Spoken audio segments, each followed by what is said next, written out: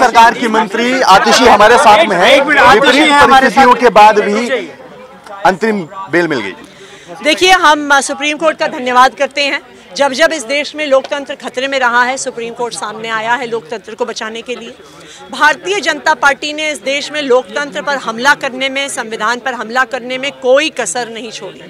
एक के बाद एक विपक्ष के नेताओं पर केस हुए, सीबीआई ईडी से केस हुए।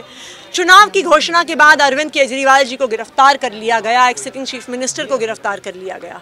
लेकिन आज सुप्रीम कोर्ट के फैसले से ये नज़र आ रहा है कि लोकतंत्र की आखिरकार विजय हुई है, संविधान की विजय हुई है। और मुझे लगता है कि इस देश में जो तानाशाही चल रही है उसके अंत की शुरुआत आज हो गई। मुझे लग रहा है आम आदमी पार्टी के लिए बहुत अच्छी खबर है, पूरे इंडिया अलायंस के लिए बहुत अच्छी खबर है। भारतीय जनता पार्टी के लिए मुझे लगता है कि अब तक की सबसे बुरी खबर है कि अरविंद केजरीवाल जब जेल गए तो भी उनका बहुत नुकसान हुआ। उनके लिए राजनीतिक तौर पे बड़ा नुकसान हुआ, उनकी वोट गिरने लगी। और मुझे लगता है कि अब अरविंद केजरीवाल का बाहर है ना, उनका और बड़ा नुकसान करेगा।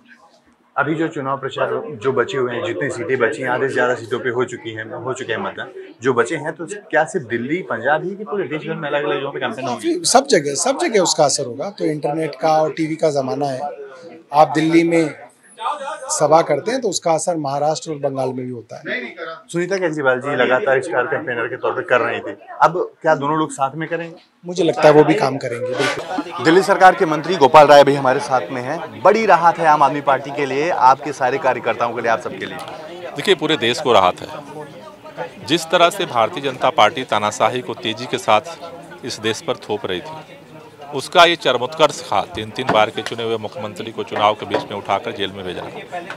सुप्रीम कोर्ट के इस फैसले ने सबको राहत दी है। इस अंधकार युग में सुप्रीम कोर्ट के इस फैसले के लिए तहे दिल से पूरा देश उनका शुक्रिया अदा कर रहा है, धन्यवाद अदा कर रहा है, क्योंकि लोगों को ये भरोसा हुआ है कि तानाशाही से लड़ा जा सकता है।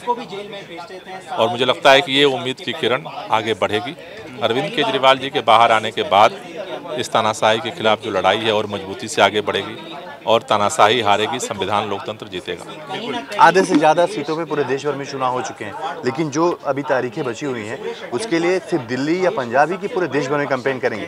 देखो, तानाशाही को खत्म करने के लिए जो जरूरी कदम होगा सब उठाएंगे। कोई नई रणनीति अभी आप पहले से बनी है कि अब उनके आने के बाद तय होगी? नहीं, अभी सब लोग जा रहे हैं तिहाड़ जेल, उनको स्वागत करने के लिए। उसके आने के बाद फिर बनाएंगे।